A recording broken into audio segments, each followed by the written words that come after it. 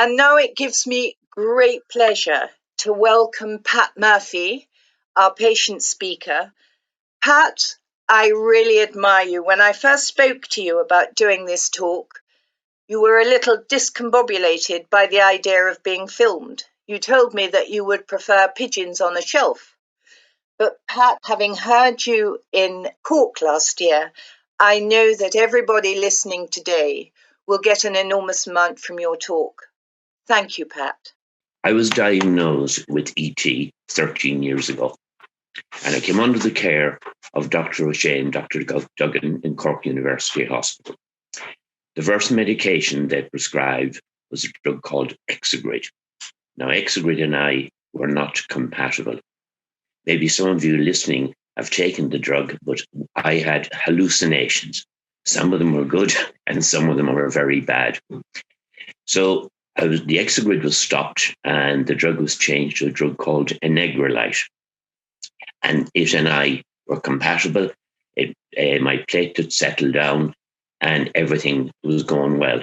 Now, there's something about that phrase, when everything is going well. I've been 3 years on it and suddenly I got cellulitis on my cheek, which necessitated going into the CUH and having an antibiotic. With the cellulitis, I also got cancer spots. That was a result of working in the sun all down my left cheek, which necessitated surgery.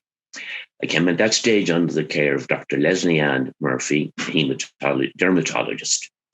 My platelets surgical team were not happy with the level of my platelets, so the medication was increased. The platelets settled down, and the surgery team were happy. So I was opened from my cheekbone to my jawbone, which was quite a brave decision for the medical team to make. It was one of the very hot summers we had, and I couldn't go out into the sun. I actually couldn't do anything. I was afraid of getting infection. At the time, I was putting a new kitchen in my house, and I needed to finish it. So I sat down with my wife, Lynn, and it was agreed that she would finish little hardwood beads and little moldings, glue them, and she knew how to use the drill. And of course, she did a great job and just upset the gender balance under my supervision, of course. Now, there's one thing I could do, and those of you listening will hate me for saying this, but I could iron under her supervision, of course, just to get the gender balance back again. Now, the whole secret of ironing is, I have a kitchen, there's a granite top. Put the iron on the granite top, the tap is beside it. Beside that is a CD player, and you take out your favorite CDs. Now, my favorite CD at the time of ironing is Luke Kelly. So Luke and I sing Raglan Road. We do a good job in it. He's a bit slow, but, he catches up. After Raglan Road, we do Joe Hill, the great mine worker, union man. But now the next one we do is The West's Awake. Now, The West's Awake is like a national anthem to me because I am from the west of Ireland. So I'm conducting Luke and I'm ironing and conducting Luke and waiting for him to catch up with me. And the two great lines in The West Awake are, "But hark a voice like thunder spake, the West's awake, the West's awake." Now, the volume was so loud that you couldn't smell the shirt burning. I have a series of size 16 shirts with burn marks on the sleeves, and I'm offering buy one, get one free. Because if you can go out and buy a pair of jeans with the knees ripped out of them and rips all the way up the leg, surely a shirt with a couple of burn marks would set a trend. So the other cheek surgery followed on my right cheek, and the same procedure followed. Nobody in my house rushed to take over the ironing. So I healed. I continued going to the CUH to hematology. And one day I went, I'd been going at this stage for 6-7 years, knew the nurses, knew the doctors, and fell into a routine. And one day I arrived and the consultant said to me, "Pat, we can actually do no more for you." And that was quite a shock. Not that there's anything wrong, but they said that the medication was as much as they could give me about it to stabilize my platelets, but that there was a specialist coming from London and she would take my case.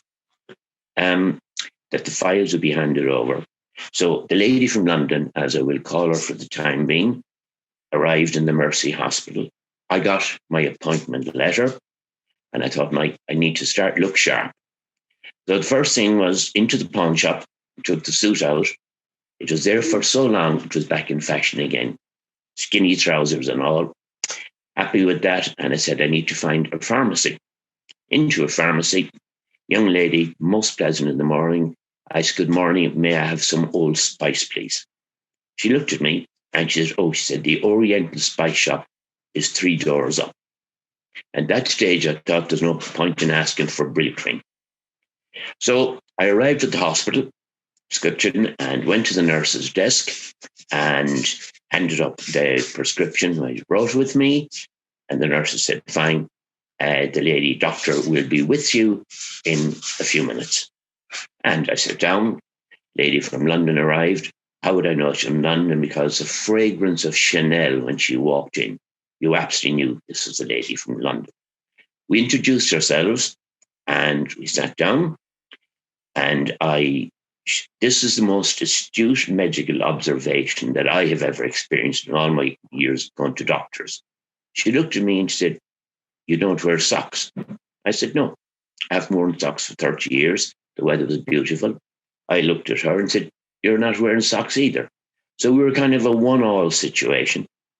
I then asked her, where would I inject the prescription? Regrettably, the prescription hadn't come as she had prescribed it. The volume was greater. And she looked and she said, look at you, she said, you have legs like a chicken. Now, I don't know if anybody of you listening, after a couple of drinks on whatever weekend night that you're out and you pass a Kentucky Fried Chicken, and you have the Kentucky Fried Chicken deep fried, which you shouldn't have, and the chips and the mushy peas, and you're in your element. From that moment, I've never eaten a Kentucky Fried Chicken. So the lady from London looked and said to me, look, you have a fine gut. We'll inject it there. I thought, great, lovely. At least she didn't call it a beer belly. So the consultation was over and I had to go and get the prescription changed. And on the way out, something said to me, go on, say something, because she was very apologetic. And on one shoulder, you have an angel whispering, leave it alone. And on the other shoulder, you have a fella with a prong, and he's prodding you. And he says, go on, go for it. And Tennyson's famous poem, The Charge of the Light Brigade and Into the Jaws of Death, flashed through my mind. I couldn't leave it alone. Straightened up to my full height, cleared my throat, and the lady from London's identity will now be known. I said, Dr. Clodagh, this would never have happened on Dr. O'Shea or Dr. Duggan's shift.